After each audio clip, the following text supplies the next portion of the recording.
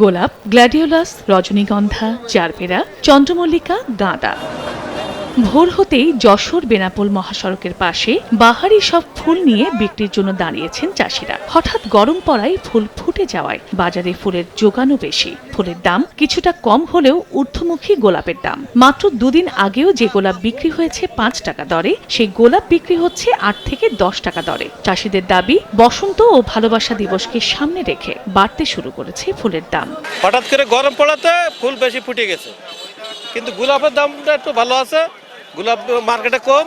14 ফেব্রুয়ারি আসছে, ইনশাল্লাহ সামনে দাম বাড়বে। আশা আছি যে ওই সময় যদি দাম বাড়ে তাহলে হয়তো কিছুটা লাভবান হব।